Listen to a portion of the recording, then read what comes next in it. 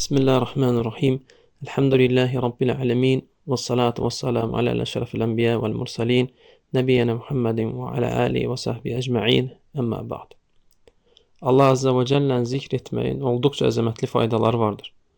Onlardan Allah Azze və Cəllə'ni zikr edən şeytandan qorunar və kim ki zikirdən uzaq düşər, şeytan ona musallat olar.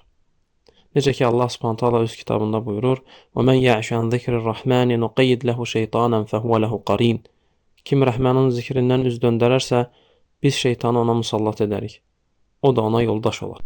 Zikr etmək qəlbə sevinç, fərəh, sükunət gətirər. Ən əsas isə qəlblər Rəhmanın zikri ilə rahatlıq tapar. Və bu xüsusda Allah Subhanahu taala öz kitabında buyurur: "Ellezîne âmenû ve tetmeinnu qulûbuhum bi zikrillah." Ələ bi zikrillahi tətməinnul qulub. Bunlar iman gətirənlər və qəlbləri Allahı zikr etməklə rahatlıq tapanlardır. Bilin ki, qəlblər yalnız Allahı zikr etməklə rahatlıq tapar. Qəlbin həqiqi yaşamı, gücü, qüvvəti Allah Azze və Cəllənin zikri ilədir.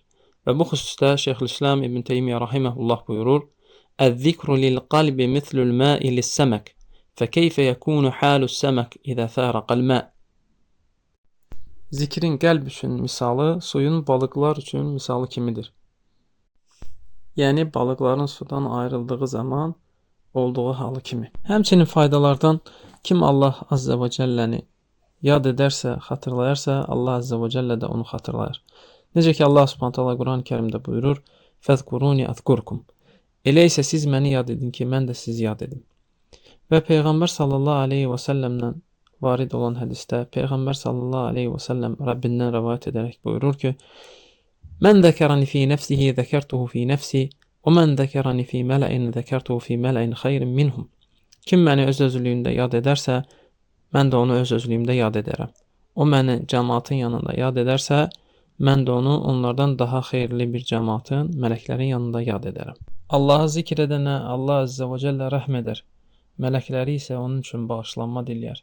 Və Allah Subhanahu taala Quran-ı Kərimdə buyurur: "Ya eyyuhellezine amanu zkurullaha zikran kəsira və səbbihuhu bukratan və asila. Huvellezî yusalli aleykum və melaiketuhu liyukhrijakum minez-zulumati ilen-nur və kana bil-mu'minina rahima." Ey iman gətirənlər, Allahı çox zikr edin. Səhər axşam onun şəninə təriflər deyin. Sizi zülmətlərdən nura çıxarmaq üçün sizə rəhm edən odur. Mələkləri də sizin üçün bağışlanma diləyirlər. Allah möminlərə qarşı rəhimlidir. Zikrin əzəmətli faydalarından biri də Allahı çox zikr edən qul nifaqdan əmin olar. Allah Azze və Cəllə münafiqlərin vəsfi barəsində Quran-ı Kərimdə belə buyurur: "Və la yəzkurunallaha illə qalilə." Onlar Allahı olduqca az zikr edərlər.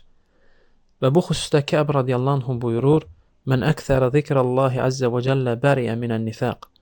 Allahı kim zikr etməyi çoxaldarsa, nifaqdan uzaq olar. Allahın zikrindən qafil olan qul nifaqdan əmin olmaz.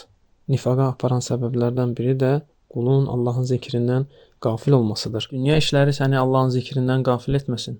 Allah Subhanahu taala Münafiqun surəsində buyurur: "Ya eyyuhellezine amanu la tulhikum amwalukum və la auladukum an zikrillah və men yef'al zalika fa ulaika humul khasirun." Ey iman gətirənlər, mallarınız və övladlarınız sizi Allahın zikrindən yayındırmasın. Kim bunu etsə, bilsin ki, onlar ziyana uğrayanlardır. Allah Subhanahu taala'dan istəyirəm ki, bizləri onun zikrindən qafil olmaqdan qorusun və bizləri çoxluca zikr edən qullarından eləsin. Amin. Velhamdülillahi Rabbil alemin.